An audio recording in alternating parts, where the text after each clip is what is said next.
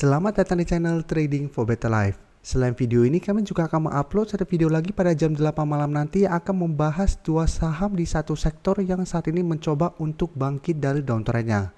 Dan di video ini saya akan coba menganalisa satu saham yang laba bersih tahun 2021-nya ternyata masih melanjutkan penurunan.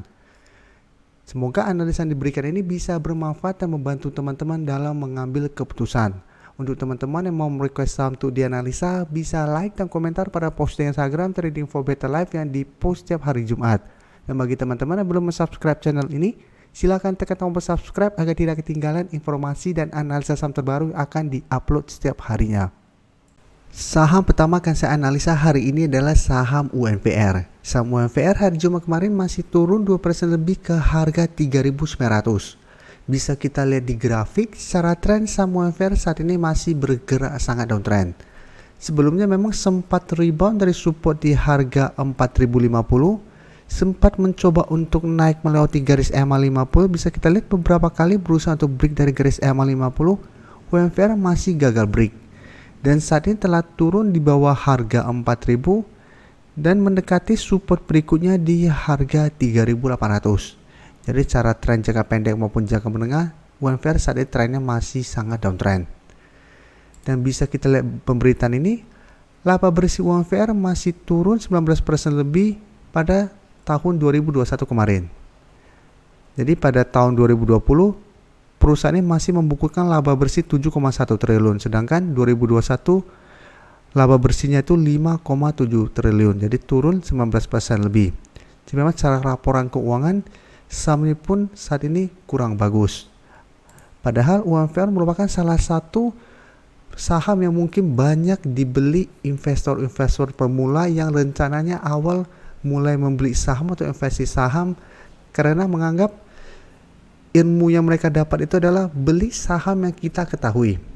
Sehingga rata-rata membeli saham-saham yang produknya mereka beli. UNVR merupakan salah satu saham yang banyak dibeli investor pemula. Tapi memang mungkin saat ini mereka frustasi, harga yang mereka beli sampai saat ini trennya belum bergerak naik. Tapi jika kita perhatikan untuk data broker summary, penurunan 2% lebih ini pun masih ada distribusi.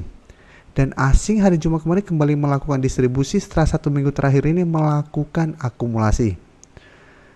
Jadi dari data kita dapat secara grafik saat ini UNVR trennya belum bagus dan masih ada potensi untuk lanjut turun mengetes support di harga 3.800 dan secara bandarmologi pun saat ini masih ada distribusi.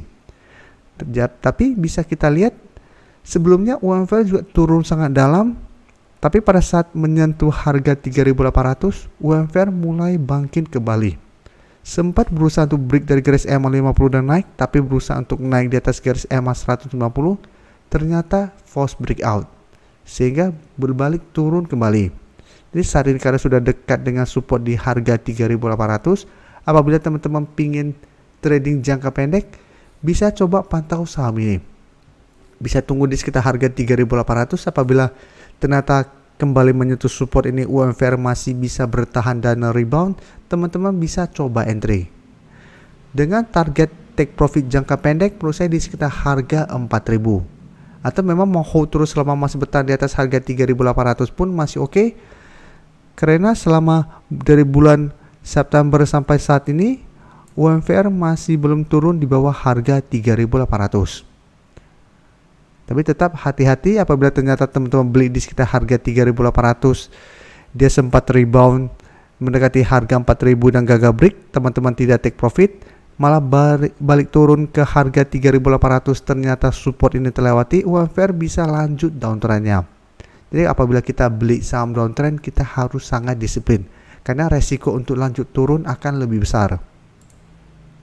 Selanjutnya saya coba analisa saham ICBP yang juga bergerak di sektor consumer good. Bisa kita lihat secara tren saat ini ICBP masih bergerak sideways dan masih berada di bawah garis EMA 50 dan 150. Secara tren walaupun sideways memang ICBP trennya sudah mulai melemah. Apalagi bisa kita lihat garis EMA 50 telah berpotongan dan mulai mengarah ke bawah. Dan beberapa kali ICBP sempat berusaha untuk naik di atas garis EMA 50 dan 150, ternyata masih gagal break.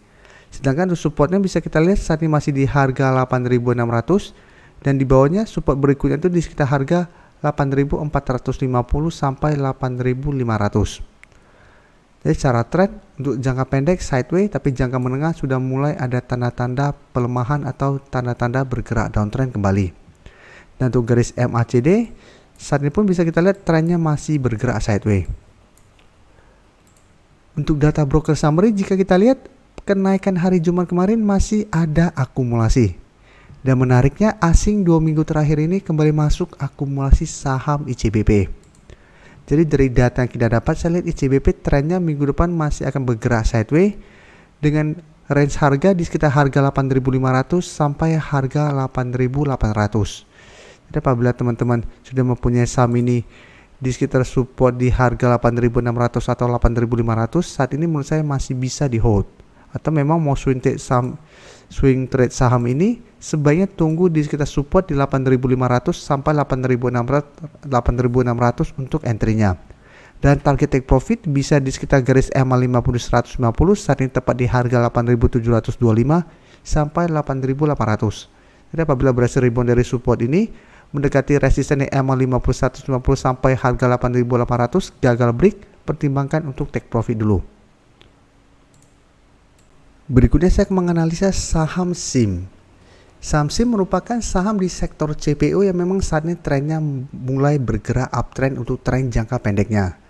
Pada video hari Jumat kemarin saya baru analisa dua saham di sektor CPO yaitu LSIP dan AALI. Jadi hari ini saya coba bahas yaitu saham SIM.